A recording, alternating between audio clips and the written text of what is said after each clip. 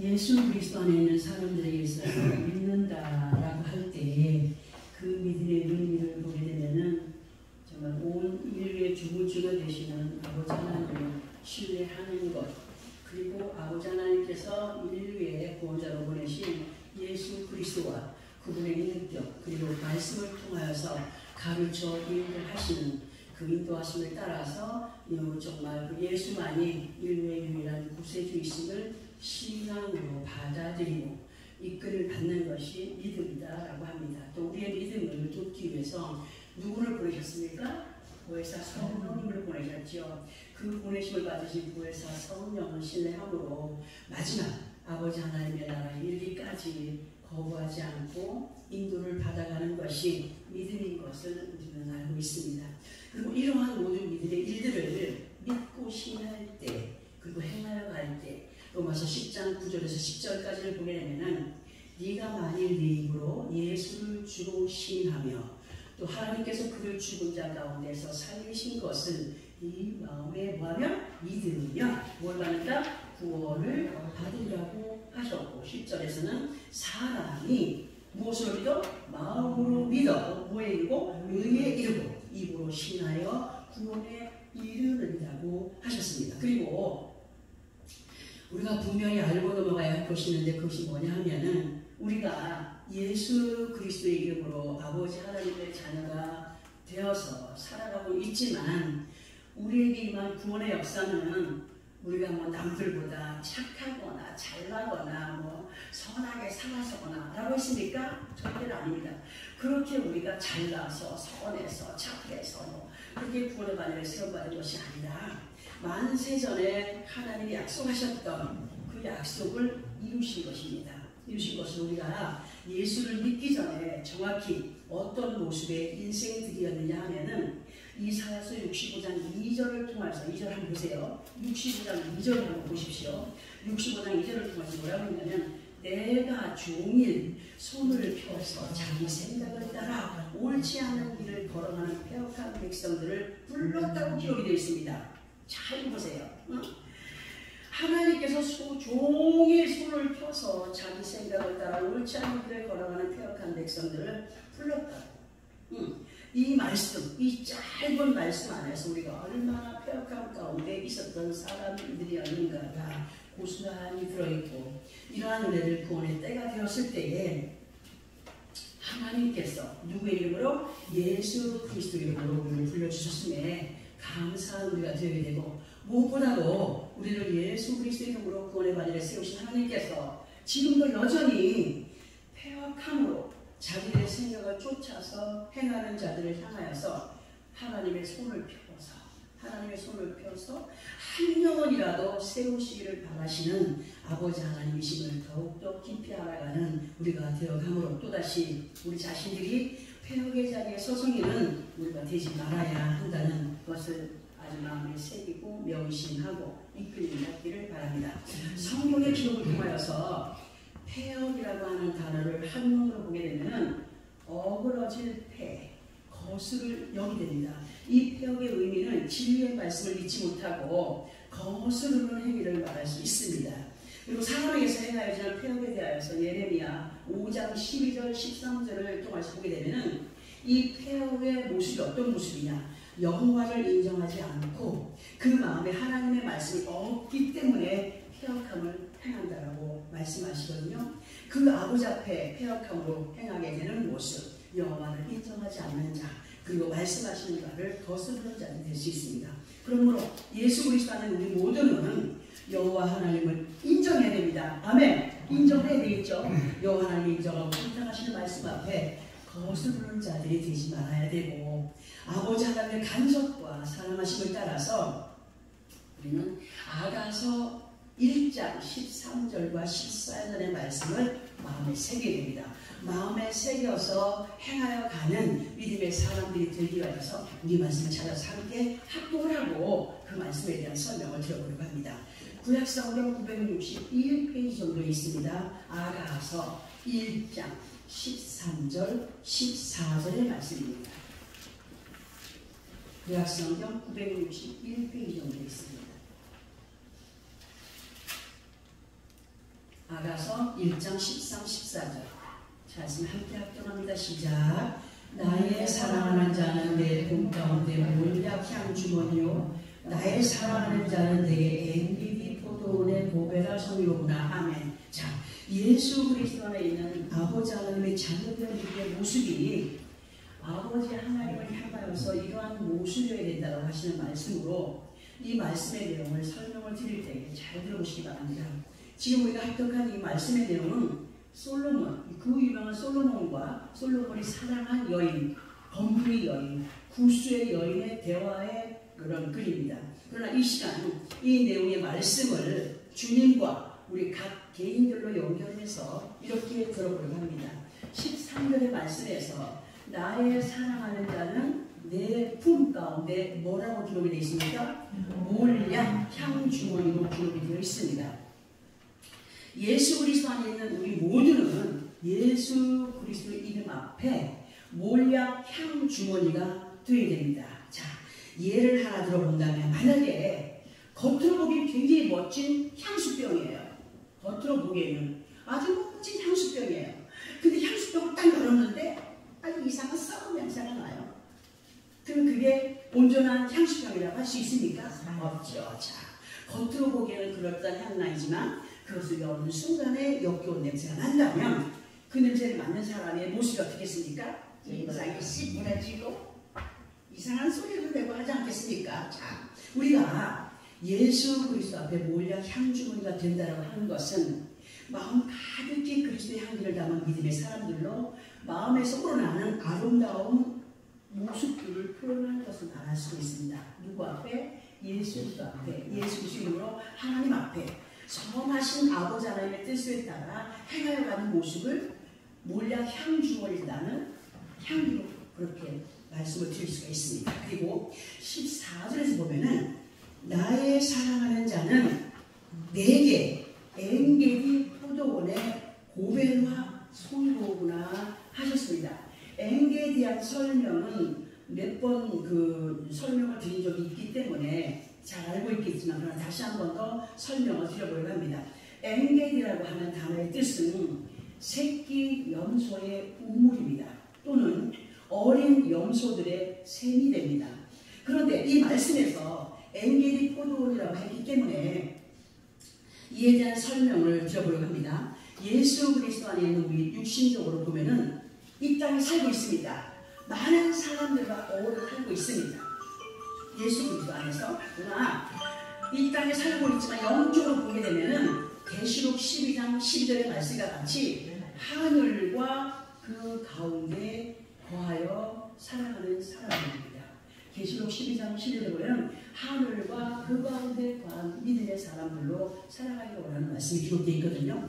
우리에게 있어서 실질적인 삶의 터전은 곧 이 땅에서의 삶의 환경은 어떤 곳이냐 할 때에 염소떼들이 판을 치고 있는 세상, 그리고 그 안에서도 우리가 함께 공존의 삶을 살아가는 양떼들입니다. 이해가 되시죠? 양떼들입니다. 그렇기 때문에 늘 분별의 영을 받은 하나님의 자녀들로 깨어있어야 된다고 말씀이 우리들에게 알려주고 계시죠. 아가서 2장 15절을 보게 되면 우리를 위하여 여우 곧 포도원을 하는 작은 여우를 잡으라고 했습니다. 이 말씀이 지금 설명드리는 말씀과 너무 밀접되기 때문에 연결해 봅니다. 이 말씀에서 포도원의 작은 여우를 엔게디 작은 염소 새끼로 보면서 그러면 왜 포도원을 하는 작은 여우를 잡아야 되느냐 할 때에 그 이유는 포도원에 꽃을 피워야 되기 때문임을 성경이 우리에게 알게 하고 있습니다. 그러면 우리들에게 있어서 포도원에 꽃을 피운다라고 하는 의미가 뭐나 볼 때에 요한복음 15장에서 포도나무를 인용해서 보게 되면은 우리는 참 포도나무이신 예수 그리스도에게 모한받은 자들이니까 접붙여진 가지들로서의 삶을 살아가는 사람들입니다. 접만 붙여진 게 아니라 우리 주님께서 말씀으로 뭘 요구하시느냐, 열매를 맺어가기를 원하시는데 모든 과실수가 그냥 심는다고 열매를 맺는 거 아닙니다. 항상 꽃을 피워야 꽃을 따라서 나비나 벌들이 드나들면서 접목을 해줘야 열매가 분명히 됩니다. 꽃을 피우지 못하는 바실수는 절대로 열매를 맺을 수가 없습니다. 꽃을 피워야 열매가 있기 때문에 꽃을 피우지 못한다면 열매가 없다는 것을 아는 사람들은 다 아는 사실 속에 있습니다. 그러므로 믿음 안에서 아름다운 열매를 볼 수 없게 방해하는 영적인 염소새끼나 작은 여우들을 잡아야 됩니다. 왜? 방해하기 때문에 그렇습니다. 그 지혜로운 양을 목축하는 목축자들이 양우리에 무엇을 집어넣는다고 합니까? 염소를 몇 마리 집어넣는다고 합니다. 양은 먹으면 움직이지 않으려고 하는 게으름이 있습니다. 그래서 염소들이 가서 들이받습니다. 들이받으면 일어나서 여기 또 움직여 갑니다. 또 여기서 있으면 염소가 또 가서 들이받습니다. 그리고 또 일어나서 움직입니다. 무엇을 의미하는 겁니까? 예수 그리스도 안에 있는 사람들이 하나님의 말씀만 믿고 믿음의 행위를 보여가지 못하면서 하나님이 하신다라고 하는 그런 생각에 잡힐 때가 너무 많습니다.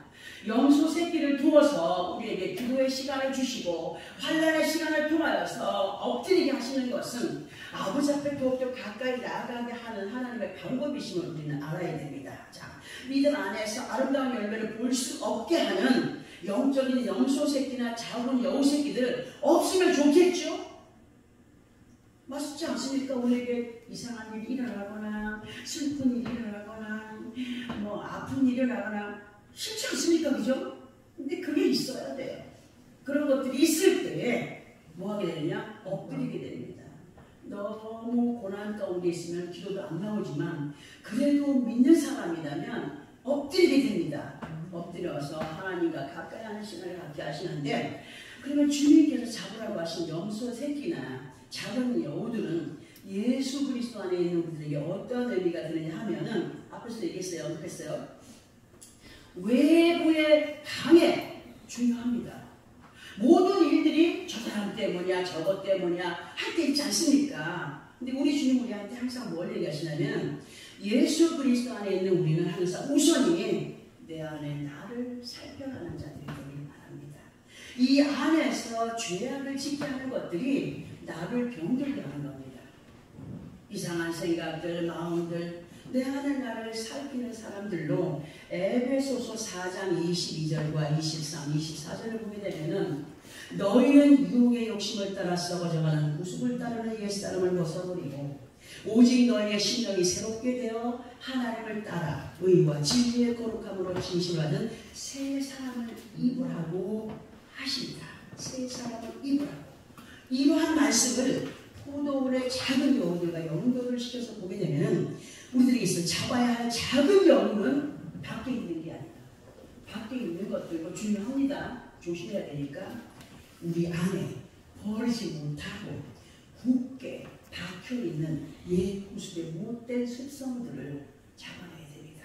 하나님 앞에 나아가려고 할 때 두 마음이 있어서 나가야 돼. 한쪽에서는 하지마. 또 나가야 돼. 하지마. 하는 가운데 어디에 더 힘을 실어줍니까? 육신의 생각에 힘을 실을 때가 너무 많지 않습니까?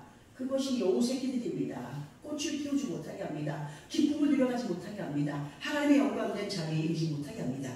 이러한 옛 구슬에 의해서 우리 자신도 모르게 이사야서 61장 2절을 통해서 말씀해 주시는 폐역의 길을 따르게 되기 때문에 이 말씀을 듣고 돌아보면서 우리는 항상 내 안에 내 자신이 아버지 하나님 앞에 어떠한 사람인가를 살펴가는 우리가 될 때 아가서 1장 14절을 통해서 말씀해 주시는 고백화가 될 수 있다라고 하시는 말씀입니다. 자, 그러면 고벨화라고 하는 단어의 뜻과 의미는 뭐냐? 고벨화의 뜻은 신부의 꽃입니다. 신부의 꽃. 신부의 꽃들을 보통 보면 결혼 예식장에서 신부가 드레스를 입고 신랑을 향해서 걸어갈 때 그 손에 뭐가 들려져 있어요?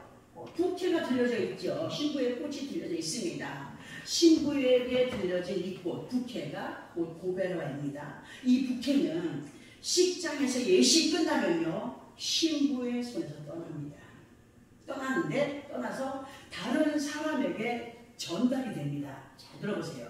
그래서 깨닫게 된 것이 뭐냐면 이 말씀을 주자다가 우리가 예수 그리스도 안에서 아름다운 변화를 입고 기쁨과 즐거움이 넘쳐나고 신랑 되신 예수 그리스도가 내가 하나 된 사람은요, 신부의 손에 들려졌던 부케가 다음 가정을 이루어갈 사람에게 던져지듯이 예수 그리스도와 함께하는 우리들 또한 생명의 부케를 세상을 향해서 던져가는 신부들이 되어야 된다는 겁니다.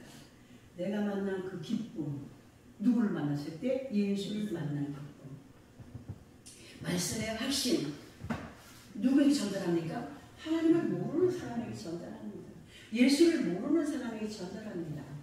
이해가 되시죠? 자, 부케에 대한 유래를 잠시 들어보게 되면은, 부케라는 것은 결혼에 앞서서 신랑이 자연에서 아름다운 야생의 예쁜 꽃들을 꺾어서 꽃다발을 만들어서 신부에게 전해주었던 것이 유래가 된 겁니다. 우리는 예수 그리스도의 신부들로 주님께서 말씀과 은혜로 이미 품에 안겨주신 풍성한 기쁨의 생명의 꽃을 받아든 사람들입니다. 아멘?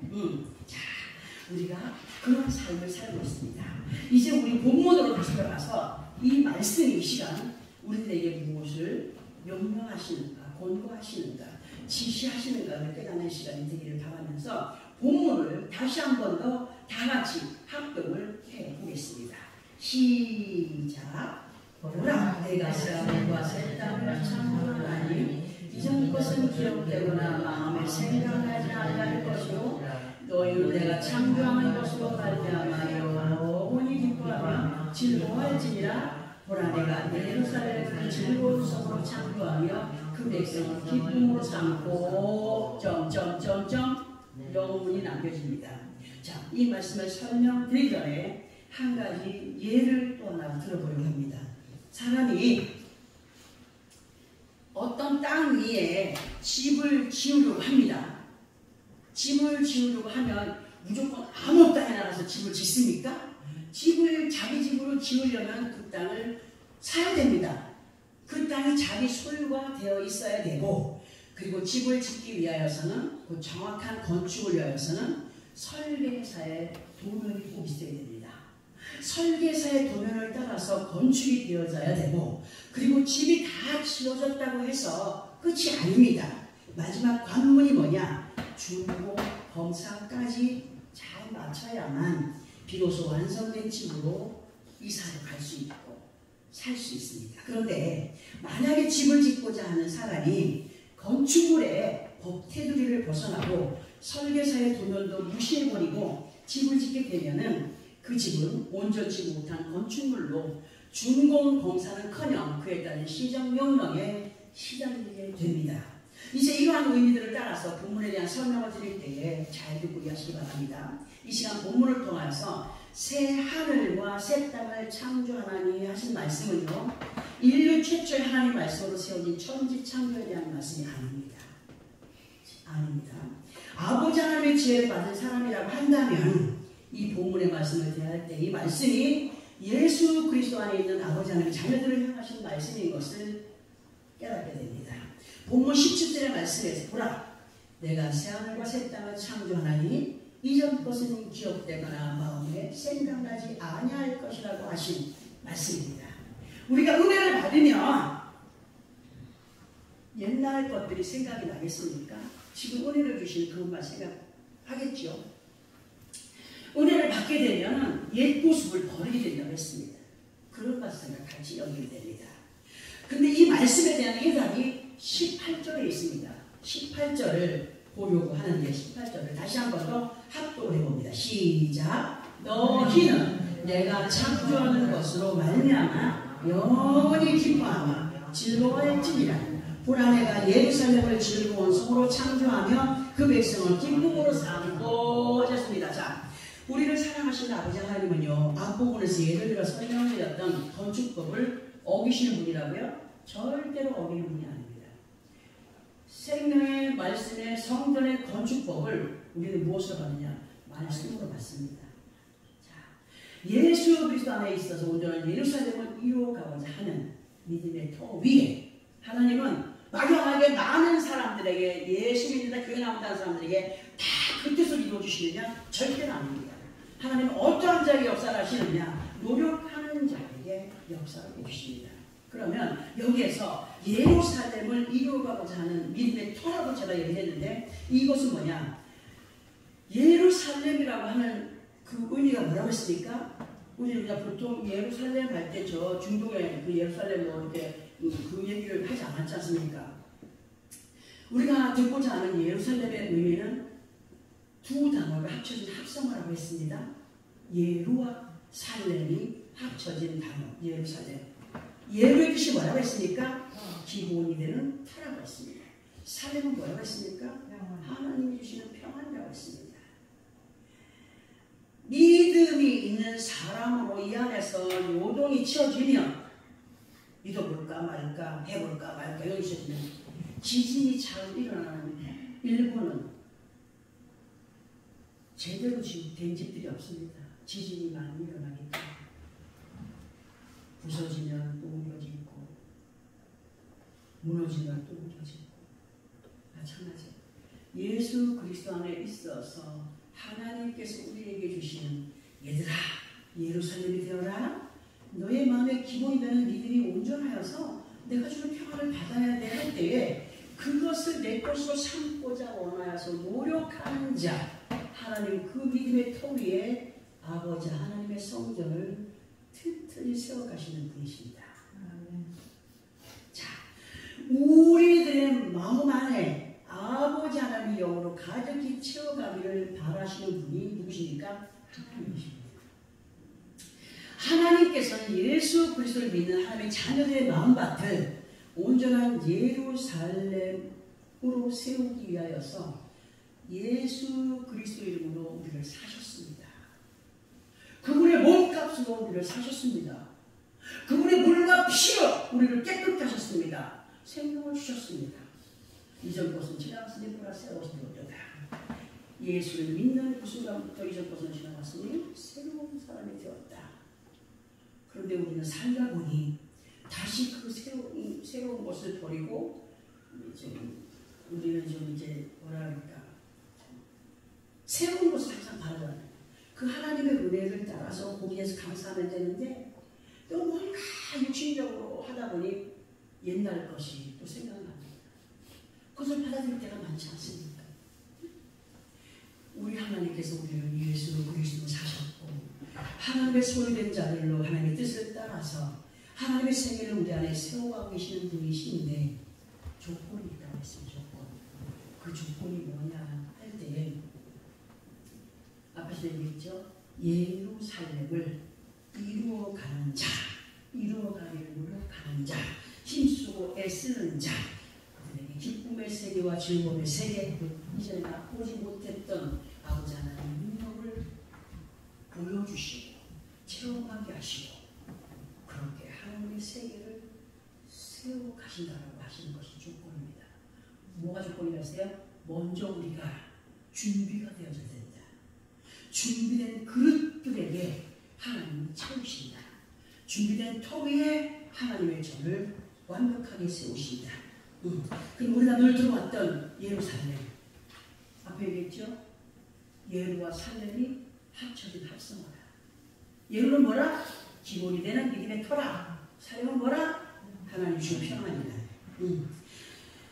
하나님은요 요동치 않는 믿음의 마음 위에 하나님의 역사를 이루시는 분이다.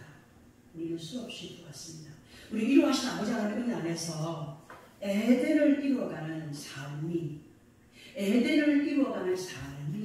예루살렘의 삶이라고 하셨습니다. 더욱 순종의 삶으로 아담과 그의 여인이 불순종했을 때 어디에서 쫓겨났습니까? 에덴에서 쫓겨났습니다. 기록해야 됩니다. 절대로 거짓된 세상의 것들이 와서 에덴을 빼앗기지 않는 우리가 되게 됩니다. 왜? 에덴의 뜻이 뭐라고 했습니까? 기쁨입니다. 기쁨. 내 안에서 기쁨을 빼앗긴다는 것은 뭐가 들어온 거예요? 뭐가 내 안에서 역사하는 거예요? 옛 모습의 더러움이, 폐역함이 역사되어지기 때문에 기쁨을 빼앗겨버립니다. 아버지 하나님께서 예수 그리스도 이름으로 우리를 성전 삼으시고 완성된 성전이 되기까지 계속 말씀으로 우리를 인도해 가시면서 믿음의 확신을 주십니다. 시편 16편 11절을 보면 이런 말씀이 있습니다. 주께서 생명의 길을 내게 보이시니 누구에게 보이셔? 믿음 있는 자에게 보입니다. 노력하는 자에게 보입니다. 생명의 길은 아무에게 보여주는 것이 아닙니다. 주께서 생명의 길을 내게 보이시니 주의 앞에는 충만한 기쁨이 있고 주의 오른쪽에는 영원한 즐거움이 있다. 이 말씀 한마디 한마디에 굉장한 비밀들이 있습니다. 진실로 예수 그리스도 안에 있는 우리 각자들이 확신의 믿음을 갖고 있다면 이 말씀을 새롭게 받아들이면서 마음에 새겨야 되겠기에 설명을 드려봅니다. 우리에게 있어서 주님의 날을 맞아서 계속 하나님의 말씀을 듣고 깨닫게 하시는 것은 그 말씀들이 생명의 말씀으로 영원한 생명에 이르러 가기를 바라셔서 듣게 하시는 겁니다.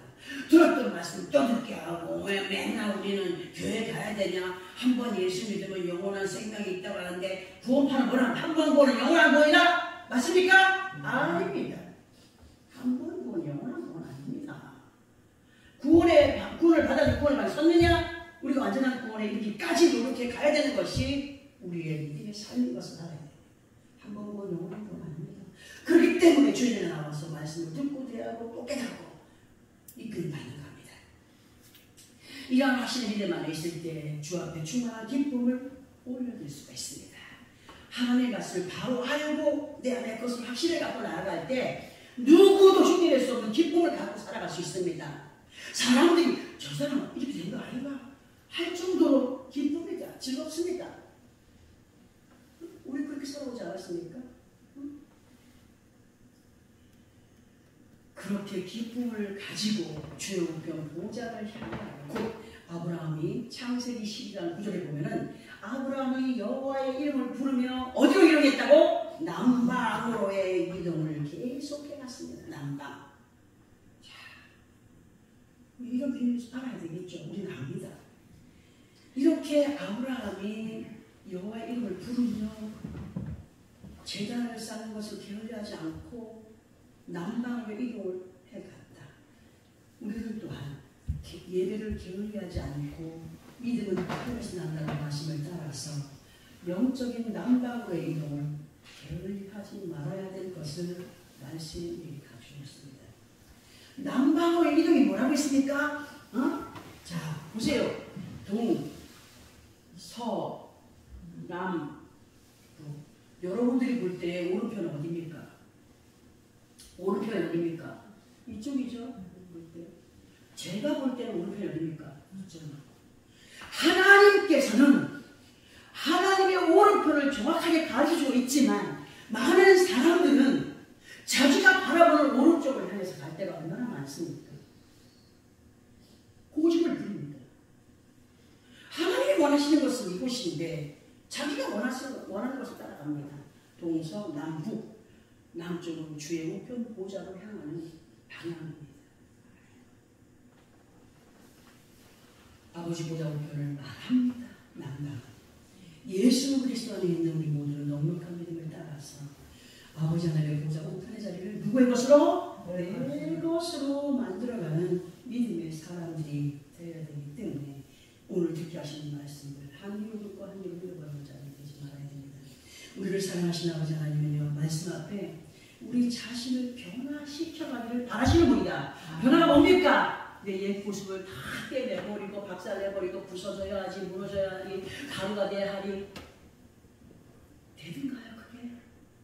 성령님이 나를 도와주지 않냐 하신다면 우리는 인간의 썩은 냄새로 하나님 앞에 기쁨이 되기를 원한다고 노력하지만 더러운 냄새만 풍겨질 때가 많이 있다는 사실입니다. 하나님은 어떤 자를 원하시느냐? 교만한 마음을 내려놓고 겸손히 아버지 하나님을 잡고 엎드리는 자, 솔직한 자, 거짓이 없는 자를 원하십니다. 그만큼 예수 그리스도 안에 있는 각자들의 믿음의 변화를 입기 위하여서 힘쓰고 애쓰는 분들이 있어야 된다. 그래야 하나님의 역사가 나타난다. 사람들은 변하려고 노력도 하지 않는 사람은 봅니다. 그리고서 모든 핑계를 누구한테 됩니까? 하나님께 됩니다. 하나님께. 자기가 안 되면 하나님을 핑계합니다. 예수님을 핑계합니다. 죄를 핑계합니다. 사람을 핑계합니다. 우리는 감나무의 감이 이거 떨어질 때를 기다리는 어리석은 사람이 되지 말아야 합니다. 이런 사람은 행위 없는 죽음 믿음에 불안한 사람입니다. 감이야 익었냐 빨리 떨어 내려서 들어와라.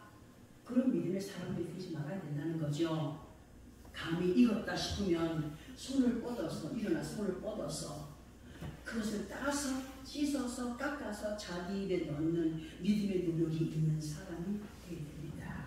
그 믿음이고 행위 있는 믿음으로 하나님을 기쁘시지 않는 믿음의 모습인 것을 알 수가 있습니다.